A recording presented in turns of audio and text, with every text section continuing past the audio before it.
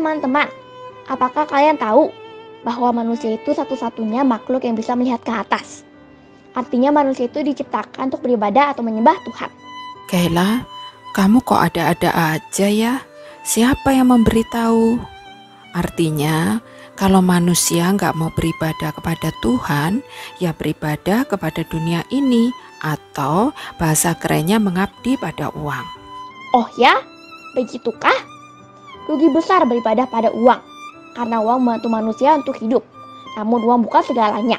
Mari kita ikuti terus apa yang terjadi pada Raja Salomo yang berhikmat itu. Apakah pemerintahannya akan berlangsung selamanya? Konsentrasi teman-teman. Halo anak-anak, apa kabar semuanya? Senang sekali bisa berjumpa kembali dengan kamu dalam acara kesayangan kita, yaitu berpetualang dalam kerajaan Allah.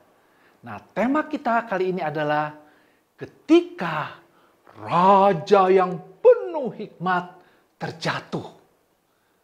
Bacaan Alkitab diambil dari 1 Raja-Raja pasal 11 ayat 1 sampai 13. Nah, natsnya diambil dari ayat yang pertama yang berbunyi demikian.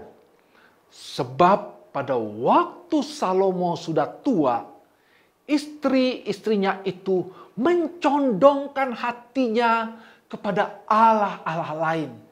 Sehingga ia tidak dengan sepenuh hati berpaut kepada Tuhan Allahnya seperti Daud ayahnya.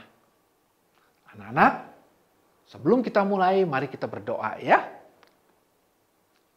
Tuhan Bapa di surga, terima kasih Tuhan sudah pimpin kami untuk bersama-sama mendengarkan firman Tuhan. Tuhan, biarlah Tuhan bukakan hati dan pikiran kami, sehingga kami boleh mengerti bahwa setiap hikmat bijaksana, setiap karunia yang diberikan, kalau dipakai untuk kemuliaan diri, jauh dari Tuhan, akan membawa pada kejatuhan.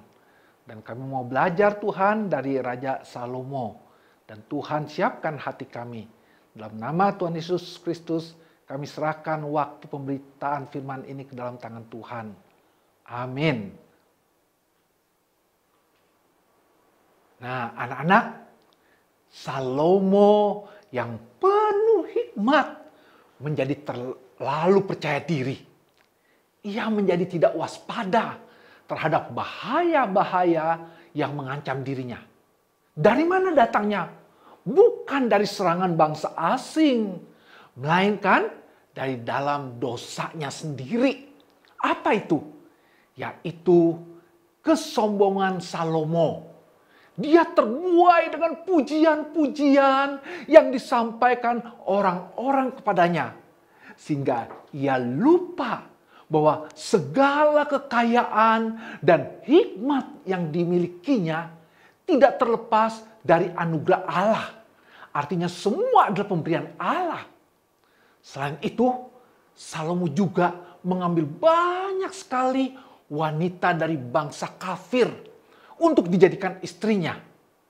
Dalam hal ini pun, sepertinya Salomo ingin mengungguli raja-raja lain pada zamannya. Nah, anak-anak, perlahan tetapi pasti budaya kafir yang memuja dewa-dewa masuk ke dalam kerajaannya melalui istri-istrinya ini.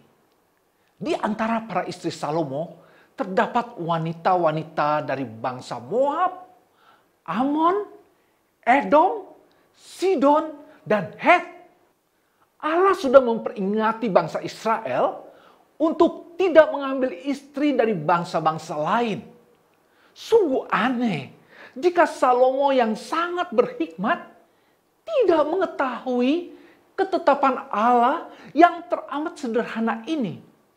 Wah, para wanita ini terus memuji-muji Salomo dengan mengatakan bahwa ia adalah seorang pemimpin yang paling hebat dan paling maju pikirannya. Mereka membuat Salomo tersanjung dan besar kepala atas hikmat yang diberikan Allah kepadanya. Ketika Salomo menjadi sombong, maka pada saat itulah ia tidak lagi memandang hikmatnya sebagai anugerah dari Allah. Salomo tidak lagi mengakui dan percaya kepada Allah akan hikmatnya, tetapi lebih mempercayai hikmatnya sendiri. Salomo menjadi raja terpandai di zamannya. Namun dia lupa, kepandaian yang bersumber dari pikiran manusia berdosa selalu berkompromi dengan dosa. Hal ini terbukti. Akhirnya, ia mengizinkan mezbah yang tadinya dipakai untuk menyembah Allah, boleh dipakai untuk beribadah kepada para dewa bangsa kafir. Nah, anak-anak, ini keterlaluan bukan? Istri-istri Salomo bahkan terus menyanjung dengan pemikirannya. Mereka berkata, bukankah seorang pemimpin yang hebat dan penuh hikmat seharusnya juga dapat memaklumi dan bahkan menghargai budaya dan agama dari bangsa-bangsa lain? Mereka mengakui bahwa agama bukan berasal dari Tuhan Allah Israel, tetapi merupakan hasil dari kuasa-kuasa yang dianggap dewa oleh mereka sendiri. Anak-anak, seharusnya Salomo tidak dapat menerima perbedaan dari kuasa-kuasa ini sebagai suatu perbedaan yang wajar. Mereka berkata bahwa Salomo sebagai seorang pemimpin yang penuh hikmat tidak seharusnya membatasi pikirannya menjadi sempit dan kolot dengan menyatakan bahwa hanya beribadah kepada Allah Israel sajalah yang paling benar. Sehingga menolak segala bentuk peribadatan kepada dewa-dewa. Karena dianggapnya sebagai suatu hal yang berdosa. Nah, anak-anak, Salomo seharusnya tidak mengizinkan istri-istrinya melanjutkan bentuk peribadatan yang biasa mereka lakukan kepada dewa-dewa mereka. Meskipun mereka mengakui bahwa Allah Israel yang telah memberikan hikmat yang luar biasa kepada Salomo dan yang digunakan seorang raja yang besar dan berpengaruh. Demikian juga anak-anak, Salomo jatuh karena pengaruh istri-istrinya. Salomo memungkinkan pembangunan mezbah untuk penyembahan berhala di dekat Yerusalem, di tanah yang tadinya dikuduskan supaya hanya Allah yang disembah di sana. Namun sekarang tempat itu dijadikan tempat untuk memuja berhala. Sungguh menjijikkan bukan? Anak-anak, Salomo melakukan segala kejahatan ini meskipun Allah telah 2 kali bekerja kepadanya melalui mimpi. Betapa intimnya sebenarnya hubungan Salomo dengan Allah pada saat itu. Sekarang betapa jauhnya Salomo meninggalkan Allah. Anak-anak, bagaimana mungkin Allah mengizinkan sesuatu atau seseorang disembah bersama-sama dengan dia? Jika kita tidak mempersembahkan seluruh hidup kita untuk Tuhan di dalam iman dan anugerahnya, kita tidak sedang menyembah Dia dengan sepenuh hati. Nah, anak-anak, Salomo yang penuh hikmat tidak mengetahui ketetapan Allah yang sangat sederhana. Akhirnya dia jatuh. Tentunya kita tidak mau seperti dia, bukan? Nah, anak-anak, sampai di sini dulu perjumpaan kita. Ya, sebelumnya mari kita tutup dalam doa. Tuhan Bapa di surga, terima kasih kalau kami boleh belajar tentang Salomo. Bagaimana dengan semua hikmat yang dia miliki, tetapi membuat dia sombong, bukan rendah hati dan memuliakan Tuhan. Akhirnya dia jatuh ke dalam penyembahan berhala. Hatinya semakin jauh daripada Tuhan.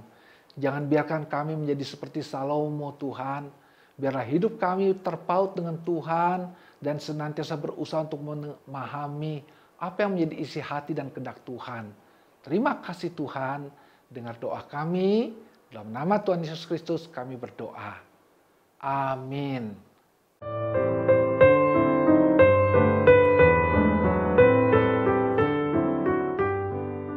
Aneh bin, ajaib, tapi itulah fakta. Salomo yang penuh dengan hikmat itu ternyata tidak bisa mengetahui ketetapan Allah yang sederhana.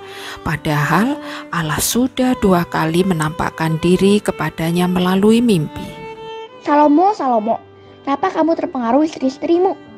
Kenapa masih ada penyembahan berhala di sekitar Yerusalem? Parah banget. Mari kita belajar dari sejarah dan merundukkan terus dari 1 Raja-Raja 11 ayat 14 sampai 43. Sampai jumpa di hari terakhir buku 5. Salam.